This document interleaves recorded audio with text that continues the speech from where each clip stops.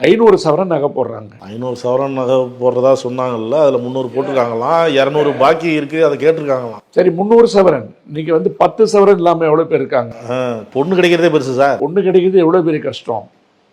அதாவது பொண்ணு கிடைக்கிறதே பெருசுன்றதை விட ஒரு நல்ல குடும்ப பின்னணி 2 பேருக்கு இருக்குது. ஒரு வியாபார பின்னணி, ரியல் எஸ்டேட் பண்ணுறாங்க. அந்த பையனோட அப்பா ஏதோ வந்து கட்சியில் இருக்கார், காங்கிரஸ் குடும்பம்லாம் சொல்கிறாங்க. கட்சிக்கு இதுக்கு சம்பந்தம் இல்லை.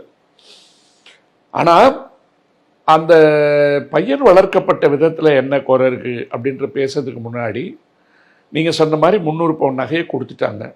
இன்னைக்கு வந்து 300 பவுன்றதே எவ்வளோ ஆச்சுங்க?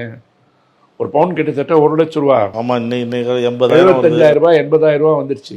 இதுவே எவ்வளோ ஆச்சு 300 சவரன்னா? கணக்கு போட்டு பாருங்கள், தலை சுத்தம். 70 லட்ச ரூபாய்க்கு காரு. அப்போது வரதட்சணையும் கரெக்டாக கணக்கு பார்த்து வாங்கியிருக்கீங்க. வாங்கின பிற்பாடு அந்த பொண்ணை வீட்டுக்கு கூட்டு போயிருக்கீங்க. கல்யாணம் 70 நாளைக்குள்ளாரே 20-25 நாள்லேயே புகாரோடு வந்துடுது. புகாரோடு வந்த பொண்ணுக்கு என்ன பண்ணுவாங்க? யாராக இருந்தாலும் இந்த மாதிரி பின்னணி உள்ள குடும்பத்தில் இருக்கவங்க நல்லது கெட்டது பார்த்துக்குமா, கொஞ்சம் வந்து அட்ஜஸ்ட் பண்ணி வாழ்ந்துட்டு வான்னு சொல்லி தான் அறிவுரை சொல்லி அனுப்புவாங்க. அப்படி தான் சொல்லி அனுப்புனாங்களாம். அது இயல்பானது. ஆனால் அந்த இறந்து போன பெண்ணோட அம்மாவுடைய பேட்டியை வந்து என்னால் பார்க்க முடிஞ்சுது. இப்போ இதில் வந்து ஏதோ வலிய சென்று குற்றம் சுமத்துவதற்கு உண்டான பின்னணியும் தேவைகளும் இந்த பெண்ணோட குடும்பத்துக்கு இருக்கிறதா நான் பார்க்கல.